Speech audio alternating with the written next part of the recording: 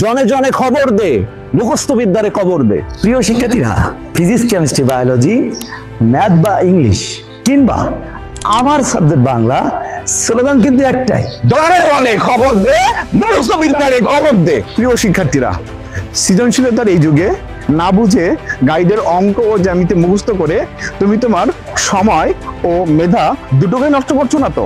তোমার subject wise মেধা বিকাশের জন্য প্রয়োজন সেই সাবজেক্টের একজন expert teacher, proper guideline, updated and smart learning environment. প্রতিযোগিতার এই যুগে নিজেকে সেরা প্রমাণ করার জন্য তোমাকে হতে হবে অদম্য, because only the fittest will survive। আর এজন্য আমরা বিশ্বাস করি সফলতার কোনো শর্টকাট পদ্ধতি নেই। মাইন স্যার, রসায়ন কি সত্যি রসকসীন? কোনো লজিক নেই। না, মোটেও না।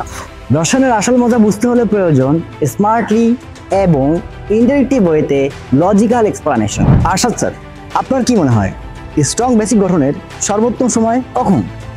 ক্লাস 8, 9, 10 এই 3টা বছরই সাবজেক্ট ওয়াইজ বেসিক গঠনের সর্বোত্তম সময়। এই সময়ে যারা সঠিক সিদ্ধান্ত নিয়ে একজন দক্ষ ও অভিজ্ঞ শিক্ষকের কাছ থেকে সৃজনশীলতার সাথে শিখতে পারে, তাদের সফলতা অনিবার্য।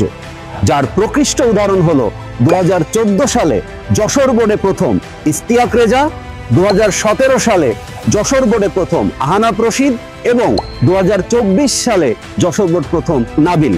পূর্বের মতো সফলতার ধারাবাহিকতা বজায় রাখতে আমরা খুঁজছি খুলনা সেরা মেধাবীদেরকে। আগামী 14 ডিসেম্বর শনিবার সকাল 10টায় হোটেল ক্যাসেল সালামে এমসিকিউ এক্সাম এন্ড গাইডলাইন এবং অভিভাবক সমাবেশে দেখা হচ্ছে বর্তমান ক্লাস 7, ক্লাস 8 ও ক্লাস 9 এর শিক্ষার্থীদের সঙ্গে। মনে রাখবে স্লোগান কিন্তু একটাই, জনে জনে খবর দে, মুখস্থ বিদ্যারে খবর দে।